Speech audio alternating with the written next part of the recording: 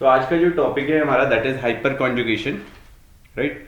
बहुत बड़ा टॉपिक नहीं है बट एक इंपॉर्टेंट टॉपिक है for the stability of the intermediate. ये जितने भी इफेक्ट्स हमने कर रहे हैं ये सारे के सारे हमें डायरेक्टली और इनडायरेक्टली कहीं ना कहीं स्टेबिलिटी में हेल्प करेंगे। हाइपर कॉन्जुगेशन हो गया, इंडक्टिव इफेक्ट हुआ, जो हमारे इंटरमीडिएट्स होंगे उनकी स्टेबिलिटी में, राइट। तो हाइपर कॉन्जुगेशन, राइट। तो इसके अंदर होता क्या है, हाइपर कॉन्जुगेट है क्या चीज? इसे हम नो बॉन्ड रेजोनेंस भी बोलते हैं, इसे हम नो बॉन्ड रेजोनेंस बोलते हैं, क्योंकि इसके अंदर हमारा कोई बॉन्ड ब्रेक एज सच नहीं होगा।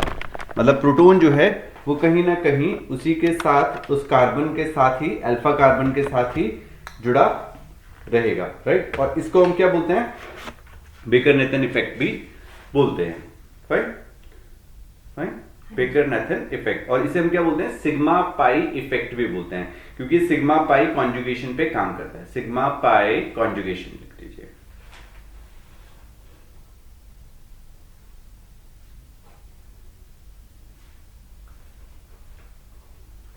ठीक है। It is an extension of resonance, it is an extension of resonance, right. चलिए लिखिए, in case of hyper conjugation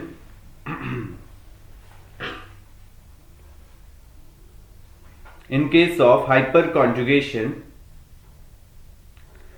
alpha hydrogen is removed, alpha hydrogen is removed, which is also known as hyperconjugate, which is also known as hyperconjugate. And a sigma bond breaking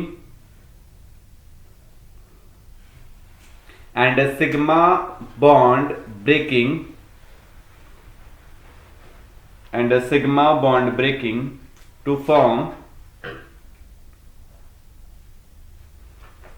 pi bond,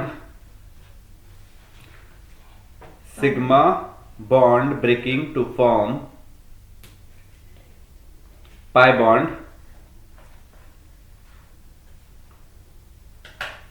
It is also known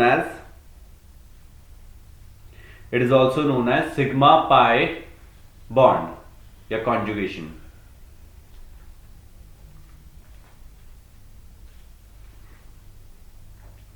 Since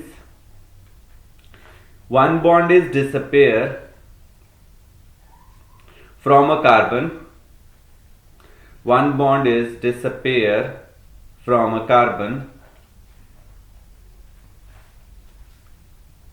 so it is known as no bond resonance.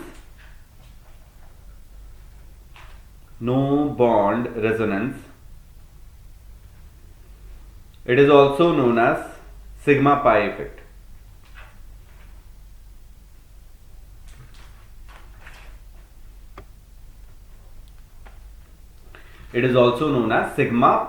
effect. Fine.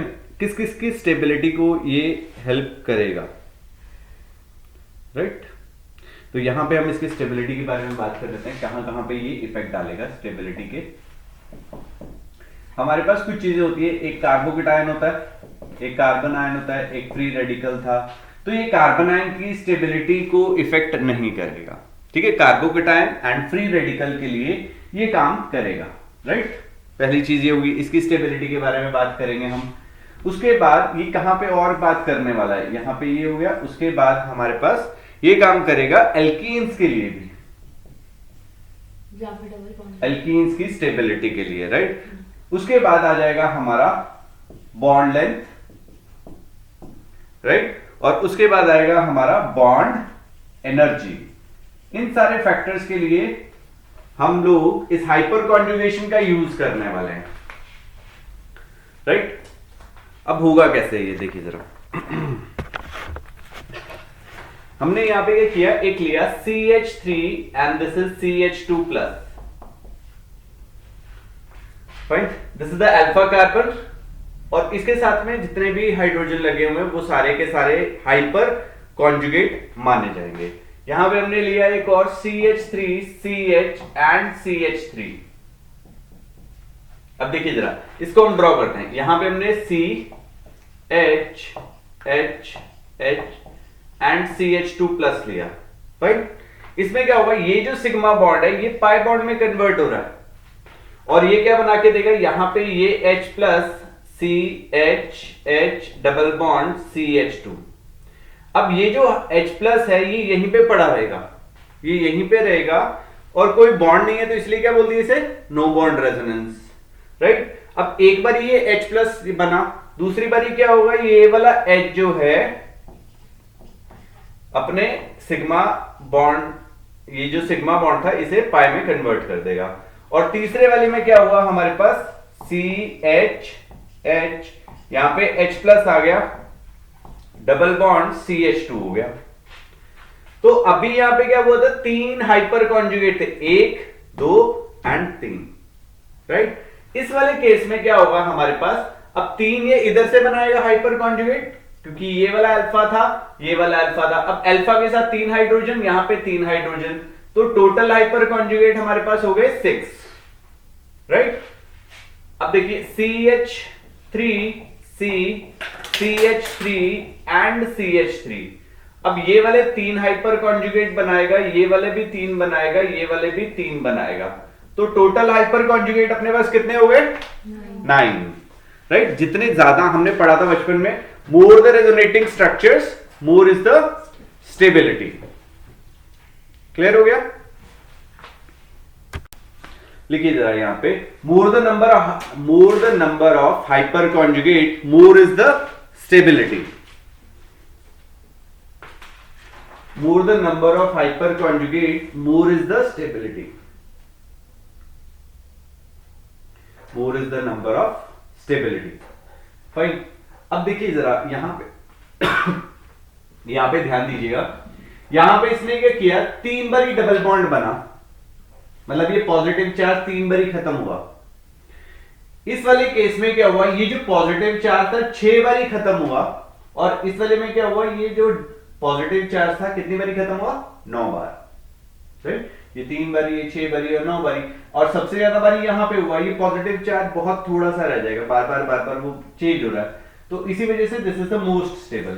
अब हम इसके बाद आगे देखते हैं, यहां पे suppose करो मेरे पास ये था C प्लस, यहां पे CH2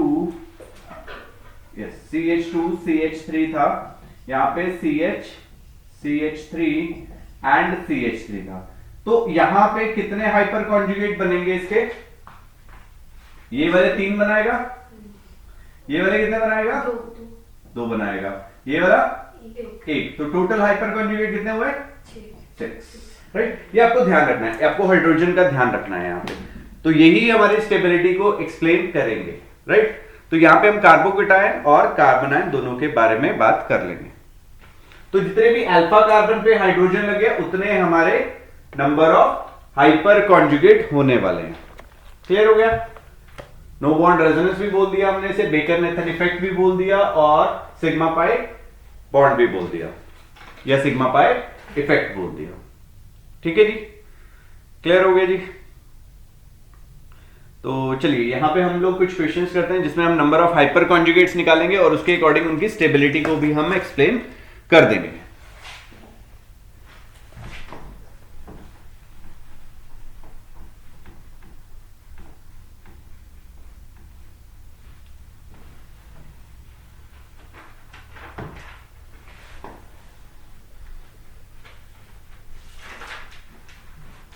यहाँ पे कुछ स्ट्रक्चर्स ड्रॉ करेंगे, क्योंकि स्ट्रक्चर्स के थ्रू भी हम उनको स्टेबिलिटी को बताने वाले हैं। सपोज करो मेरे पास ये वाला था, तो इसके कितने हाइपर कॉन्जुगेट बनने वाले हैं, we have total of 6 hyper conjugate. इसके कितने हाइपर कॉन्जुगेट बनेंगे,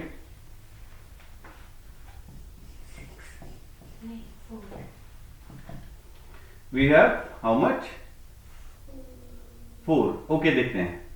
यहां पे एक हाइड्रोजन लगा था, this is the alpha carbon, तो कितने हाइपर कॉन्जुगेट हुए, 1। भैया अल्फा तो यही है ना, पॉजिटिव चार्ज के नेक्स्ट वाला जो कार्बन है दैट इज अल्फा कार्बन, और उसके साथ एक ही हाइड्रोजन लगा है तो अल्फा कितने हो गए 1, इसके बाद 6 थे, इसके कितने होंगे? इसके साथ 2 जल्दी गिनो गिनो गिनो, इतनी जल्दी जवाब मत दिया करो, जल्दी करोगे पेपर में क्वेश्चन गलत हो जाएंगे और मार्क्स कटते जाएंगे, पॉजिटिव होने के बजाय नेगेटिव ज्यादा आ जाएंगे।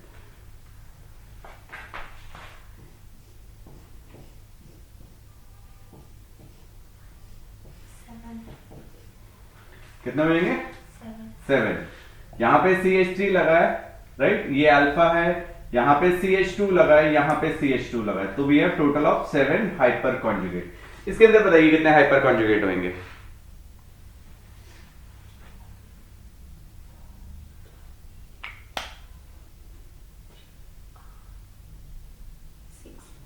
6, वेरी गुड।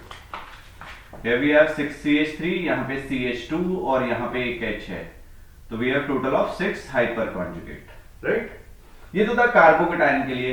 अब जब हम कार्बन आयन के लिए भी जाएंगे तो भी उसका सिमिलर ही आने वाला है, क्योंकि कार्बन आयन भी क्या है, एक इलेक्ट्रॉन डेफिशिएंट स्पीशीज है, फाइन। तो ये भी क्या करने वाला है, हमारा डबल बॉन्ड फॉर्म करेगा। इसमें क्या होगा, जैसे एक H यहाँ पे आ गया, यहाँ पे CH2 डबल बॉन्ड CH2 हो जाएगा, दूसरे केस में क्या होगा, यहाँ पे एक H आ जाएगा और ये बना के देगा CH2 डबल बॉन्ड CH2, और तीसरा बन के देगा हमारा CH2 डबल बॉन्ड CH2 और एक H फ्री रेडिकल यहाँ रह जाएगा, राइट। तो उसी सेम तरीके से वैसे ही हम उसके हाइपर कॉन्जुगेट को भी फाइंड आउट करेंगे। क्लियर है? अब हम यहाँ पे कुछ क्वेश्चंस करते हैं, उनकी स्टेबिलिटी का ऑर्डर निकालेंगे। हमें क्वेश्चन दिया गया है, ए दिया गया है CH3 C CH3 C, order of stability निकालना है।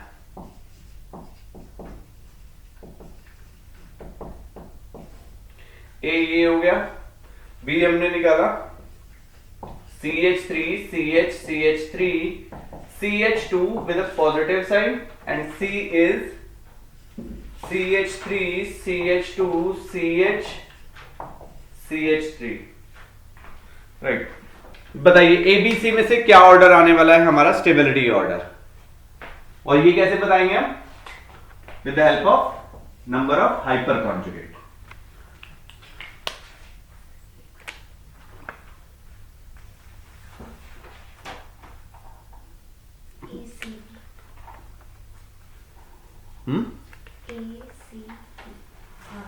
ACB, ए में हमारे कितने हाइपर कॉन्जुगेट बन रहे हैं? 9। बी में कितने बन रहे हैं? 1। यहाँ पे कितने बन रहे हैं? 5। तो ऑर्डर आ जाएगा A then C then B, right. इस तरीके से हम इन्हें बता सकते हैं।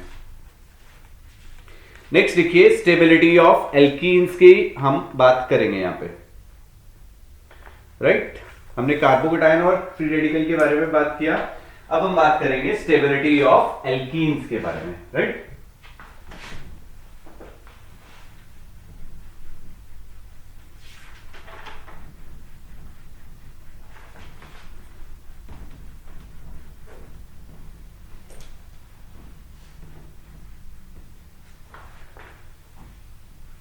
देखो ऑर्गेनिक मुश्किल नहीं है, आपको जस्ट प्रैक्टिस करनी है। तो अगर आप प्रैक्टिस करते रहे तो आपके लिए बहुत इजी हो जाएगा इस चीज को निकालना।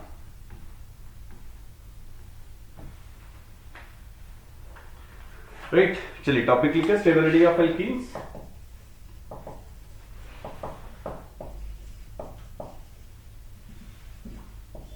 अब स्टेबिलिटी ऑफ एल्कीन्स में क्या कहता है? More the number of hydrogen, लिखिए more the number of hydrogens bonded with allylic carbon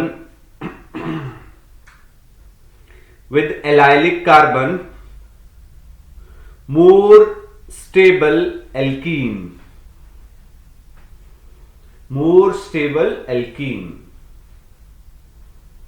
Now what is allylic carbon? Allylic होता है sp3 hybridized carbon next to carbon carbon double bond. sp3 hybridized carbon next to carbon carbon double bond. तो यहां पे हमने ऐसे लिख दिया CH3 CH double bond CH2। So this is the allylic carbon. और अभी हमने स्टेबिलिटी के लिए बात किया, तो यहां पे हमने क्या बोला, जितने ज्यादा नंबर ऑफ हाइड्रोजन एटम्स लगे होंगे विद एलाइलिक कार्बन उतनी ज्यादा स्टेबिलिटी है। तो यहां पे ये तो हो गया एल्कीन, इसके साथ में ये वाला जो कार्बन है दिस इज एलाइलिक कार्बन, इसके साथ कितने हाइड्रोजन लगे हैं, 3। तो यहां पे कितने हाइपर कॉन्जुगेट बनने वाले हैं हमारे, 3। एक और हमने लिया CH3C CH3 double bond CH2। Now this is the alkene, और ये वाला कार्बन क्या हो गए हमारे, एलाइलिक। तो यहां पे कितने हाइड्रोजन है हमारे पास, 6। तो ये वाला और ज्यादा स्टेबल हो जाएगा। Next we have CH3C CH3 double bond CCH3, और यहां पे हमने H लगा दिया। नाउ यहां पे कितने हाइपर कंजुगेट बनेंगे हमारे, कितने एलाइलिक कार्बन है, कितने एलाइलिक हाइड्रोजन है, this is the double bond 3 6 9। तो वी हैव टोटल ऑफ 9। ये वाला नहीं होएगा बेटा, ये कार्बन है, कार्बन के साथ हाइड्रोजन लगा है, एलाइलिक कार्बन के साथ हाइड्रोजन लगा है। ठीक है, ध्यान रखिएगा, जल्दी करने से कुछ नहीं होने वाला, take your time, but answer सही करना है। ऐसे गलतियां करोगे तो रिजल्ट बहुत अच्छा नहीं आने वाला है, राइट। तो अगर हम इसका स्टेबिलिटी ऑर्डर निकालेंगे तो C then B then A, this is the order, right. चलिए नेक्स्ट क्वेश्चन करते हैं। CH3 CH double bond CH CH3, this is A। B हम लेके आए CH3 CH2 CH double bond CH2। बताइए इन दोनों में से ज्यादा स्टेबल कौन होगा, A और B? A is more stable. कितने hyper conjugate, we have 6 hyper conjugate, और यहां पे 2, राइट। चलिए नेक्स्ट क्वेश्चन करते हैं।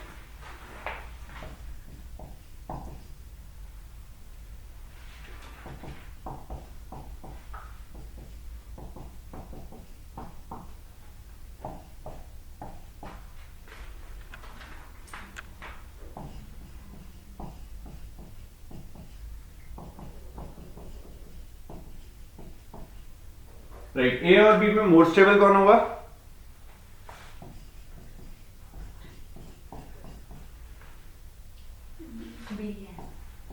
B is more stable. इसमें कितने हाइपर कॉन्जुगेट है हमारे पास, 1। यहां पे कितने होंगे,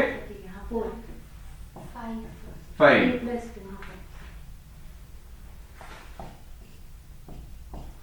बी यहां पे हम लेते हैं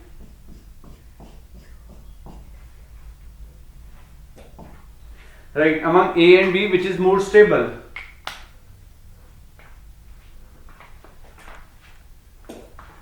among A and B which is more stable,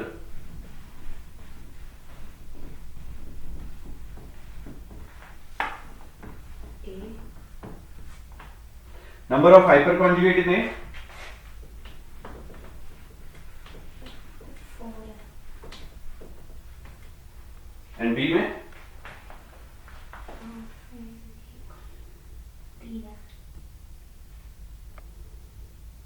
3। ये हमारा डबल बॉन्ड हो गया, यहाँ पे एक CH3 लगा है, यहाँ पे CH2 लगा है, यहाँ पे एक CH2 लगा है। So we have total of 7 hyper conjugate. यहाँ पे ये लगा है, यहाँ पे ये लगा है, ये CH2 हो जाएगा और यहाँ पे CH लगा है।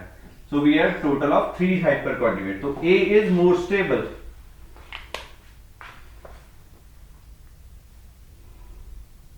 फाइन, चलिए आगे देखते हैं। Now next question we have which is more stable.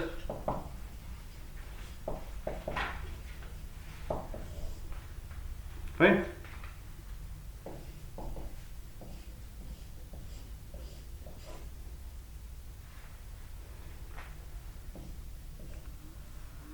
A and B.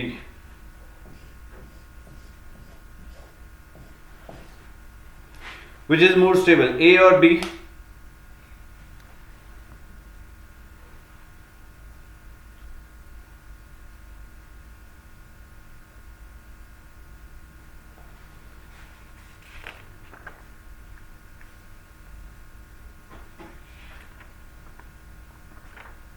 जी, ए और बी में कौन सा ज्यादा स्टेबल होने वाला है? B B is more stable by क्योंकि नीचे 6 है ऑपरेशन ऊपर 5 है। Okay, B is more stable. देखो एक तो नंबर ऑफ हाइपर कॉन्जुगेट भी बन रहे हैं और उसके बाद एक और रीजन भी है यहाँ पे कि बी वाले में क्या हो रहा है, रेजोनेंस आ रहा है, राइट? यहाँ पे 6 हाइपर कॉन्जुगेट है, यहाँ पे 5 हाइपर कॉन्जुगेट है। यहाँ पे ये CH3 हो गया, ये CH2 हो गया, दैट्स इट, तो 5 हो गए। यहाँ पे एक CH3 हुआ, यहाँ पे एक CH3 हुआ, 6 हो गए। बट यहाँ पे क्या है, रेजोनेंस भी है, due to resonance. So B is more stable, right? चलिए अब हम नेक्स्ट चलते हैं, यूज इन बॉन्ड ब्रेकिंग। अब हम बॉन्ड ब्रेकिंग के बारे में बात करेंगे। अब बॉन्ड ब्रेकिंग कैसे काम करेगा?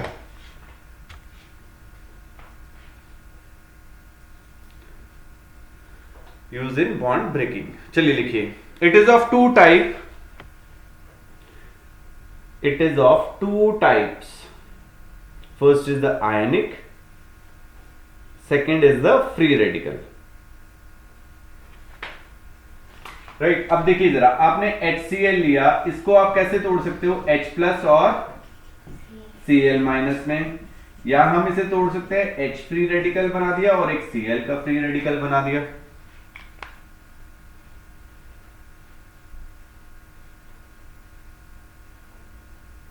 राइट? अब बॉन्ड ब्रेकिंग मतलब या बॉन्ड एंथैल्पी, हम इसे इंटरकन्वर्जली यूज करते हैं, राइट? और बॉन्ड एंथैल्पी का मतलब क्या है, कितनी एनर्जी लगने वाली है उस बॉन्ड को तोड़ने, ठीक है? उस बॉन्ड को, पर्टिकुलर बॉन्ड को तोड़ने में हमें कितनी एनर्जी की जरूरत पड़ेगी, राइट? तो चलिए यहां पे बात करते हैं। यहां पे हमने क्या किया, एक ये बनाया, this is the Cl and B हमने लिया,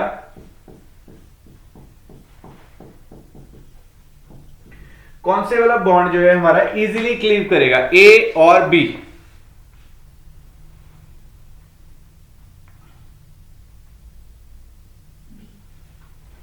B वाला जो बॉन्ड है वो इजीली क्लीव करेगा, बाय क्योंकि सर ऊपर में पार्शियल डबल बॉन्ड कैरेक्टर है। पार्शियल डबल बॉन्ड कैरेक्टर भी आएगा, और यहां पे अगर सिंपल सी बात करें तो यहां पे पॉजिटिव, डबल बॉन्ड पे पॉजिटिव आ जाएगा, जिसकी वजह से क्या होगा, वो अनस्टेबल नहीं होएगा। ये वाला क्या करेगा, इजीली चला जाएगा, फिर रेजोनेंस में जाएगा, राइट? तो बी वाला जो है इजीली क्लीव हो जाएगा, B will cleave easily, right? इसके ऊपर क्वेश्चन भी कुछ इस टाइप का आता है।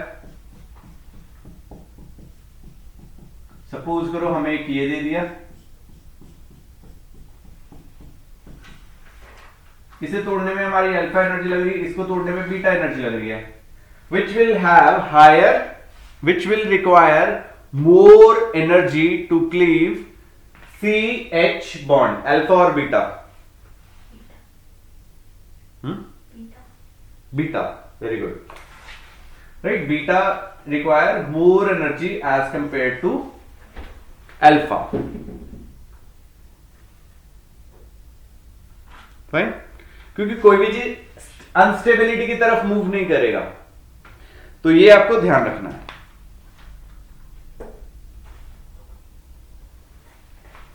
Right? Let's say we have CH2 double bond CH single bond CH2, यहां पे हमने एक H लगा दिया, यहां पे एक H लगा दिया, इसको तोड़ने में अल्फा एनर्जी लग रही है, इसको तोड़ने में बीटा एनर्जी लग रही है, तो विच रिक्वायर मोर एनर्जी, मतलब इसके आंसर क्या आएगा, अल्फा ग्रेटर देन बीटा, या बीटा ग्रेटर देन अल्फा, या alpha equal to beta?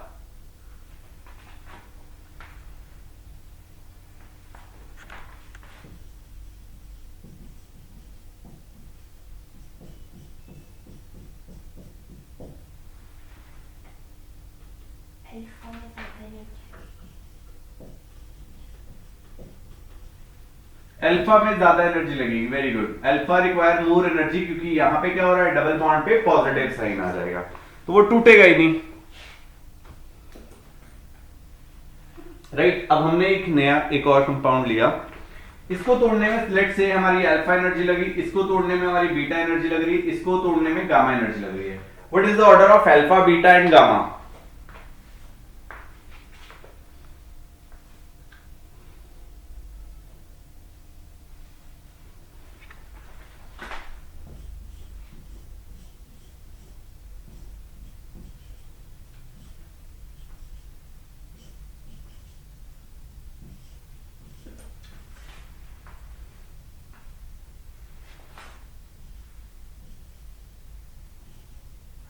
Yes, ये अल्फा, ये बीटा, ये गामा। तो कौन से वाले में क्या ऑर्डर आने वाला है हमारा?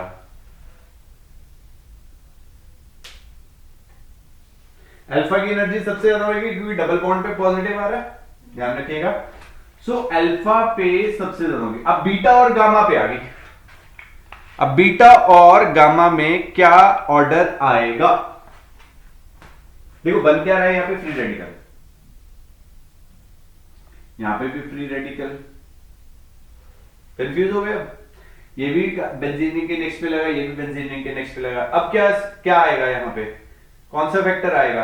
अब यहां पे डेफिशिएंसी देखेंगे, इसको कोई देने वाला नहीं है। यहां पे ये CH3 था, प्लस आई इफेक्ट की वजह से, तो ये क्या करेगा? डेफिशिएंसी को कम करेगा। तो ये वाला बॉन्ड क्या करेगा? मतलब ये टूटने के बाद भी क्या होगा? स्टेबल होएगा। तो उसके बाद हमारा alpha, then beta and then gamma. Clear हुआ? या आप नंबर ऑफ हाइपर कॉन्जुगेट बना दीजिए। यहां पे आया तो यहां पे 3 हाइपर कॉन्जुगेट है, यहां पे कोई भी नहीं है। नेक्स्ट क्वेश्चन में देखिए, alpha beta gamma, what is the order?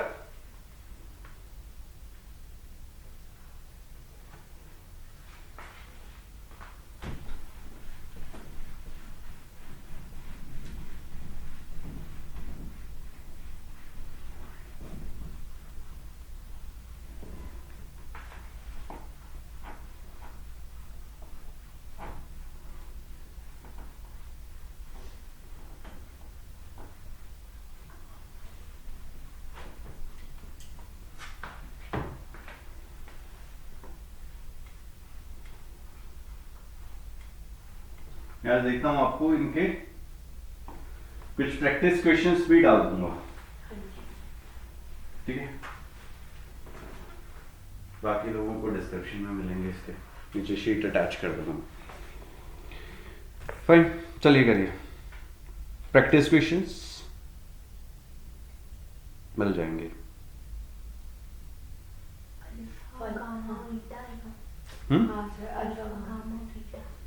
Alpha gamma and beta.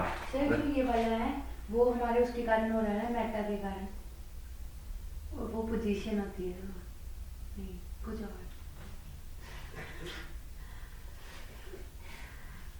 वो डबल अल्फा अल्फा की एनर्जी सबसे ज्यादा है, यहाँ पे बीटा और गामा आ गए। यहाँ पे CH2 है, यहाँ पे CH2 है। तो we have total of 4 hyper conjugate, right? Right. और यहाँ पे कितने बनने वाले हैं? यहाँ पे तो नहीं आएगा, यहाँ पे सिर्फ 2 आएगा। तो हमें कौन सी एनर्जी चाहिए? बीटा। फिर लास्ट हमें किसमें चाहिए सबसे कम? गामा में। दीदी जो आप बोल रहे हो वो बेंजीन रिंग होता है, this is not a benzene ring. Fine, चलिए आगे करते हैं। अब हमने एक और क्वेश्चन लिया, this is the benzene ring, this is the benzene ring, this is not benzene ring. ये H हो गया,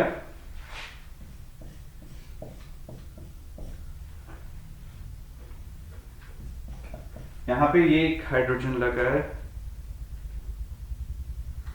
यहां पे एक हाइड्रोजन लगा है,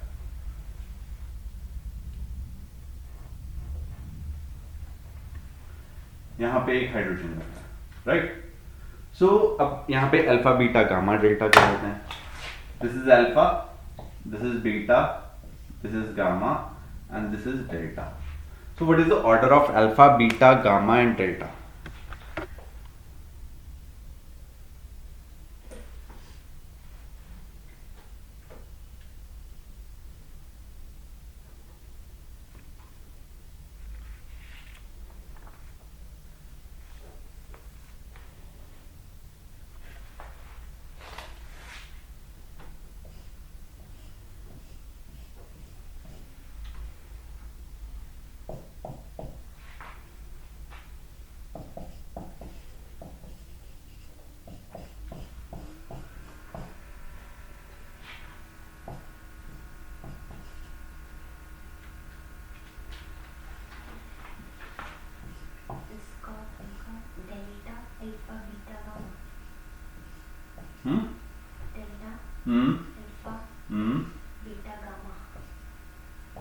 वेरी गुड। देखो यहाँ पे बेंजीन पे पॉजिटिव चार्ज आ जाएगा, यहाँ पे डबल बॉन्ड पे पॉजिटिव चार्ज आ गया। अब बात आती है बीटा और गामा की, राइट? तो यहाँ पे हमारे पास क्या है, एक CH2 लगा है, तो ये क्या करेगा, यहाँ पे ये बना देगा, यहाँ पे भी CH2 लगा है, ये 4 बनाएगा, और ये क्या करेगा, अगर यहाँ पे पॉजिटिव चार्ज आता है तो ये रेजोनेंस में चला जाएगा, कॉन्जुगेशन में है विद द बेंजीन रिंग। तो डेल्टा में सबसे ज्यादा स्टेबल डेल्टा हो गया, फिर बीटा, फिर अल्फा, और लीस्ट इज द डेल्टा। ठीक है, ये बॉन्ड एनर्जी है हमारा, किसको क्लीव करने में हमारी सबसे ज्यादा एनर्जी लग रही है, तो वो डेल्टा में लग रही है हमारी। फाइन, नेक्स्ट क्वेश्चन करते हैं। यहां पे हमने क्लोरीन और ब्रोमीन को निकालना है, अल्फा, बीटा एंड गामा।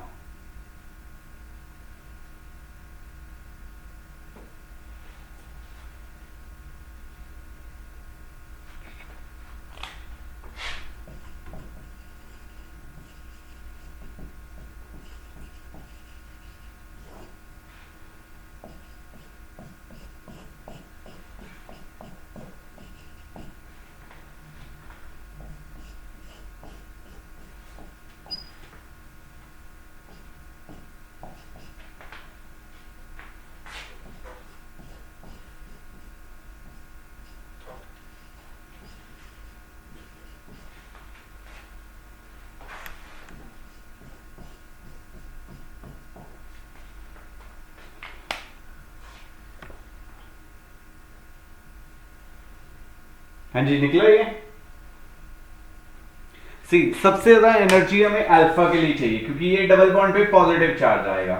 अब बीटा और गामा में क्या होएगा, अब बीटा और गामा दोनों सेम कार्बन पे लगे हैं।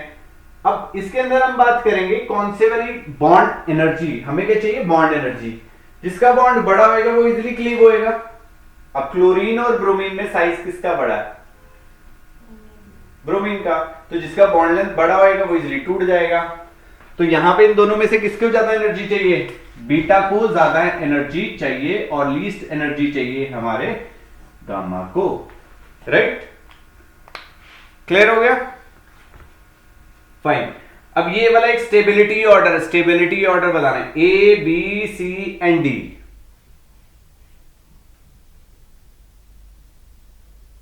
इसमें बेंजीन रिंग है, benzene ring is the most stable, क्योंकि बाकी कहीं पे भी हमारी बेंजीन रिंग नहीं है। ये कॉम्युलेटेड हो गया, तो ये हो गया लास्ट, ये हो गया हमारा लास्ट। अब बीच में बचेगा B एंड C। अब B एंड C में मोर स्टेबल कौन है, नंबर ऑफ हाइपर कॉन्जुगेट गिनते हैं। यहां पे CH3 लगा है, यहां पे CH3 लगा है,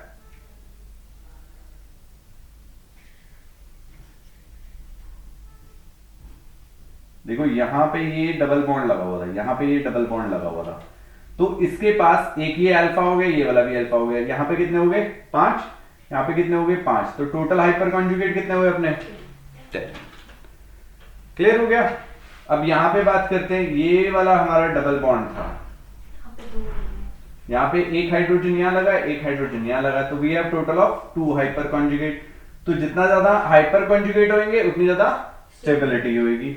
तो A, B, then C and last is the D, right? Fine, तो ये था हमारा हाइपर कॉन्जुगेशन। राइट, आपको थोड़ा ध्यान रखना है कहां पे क्या करना है, और बहुत जल्दी ये जवाब नहीं देने हैं। Right, take your time and then answer it. ऐसा ना हो कि आते हुए चीजें हम लोग जल्दी में गलत करें। डोंट गेट एक्साइटेड, है ना, कि हाँ यार ये क्वेश्चन किया हुआ है, नहीं ऐसा नहीं है। Take your time, easy relax होके हो जाएगा। राइट, तो आज के लिए इतना ही है हमारा ये हाइपर कॉन्जुगेशन।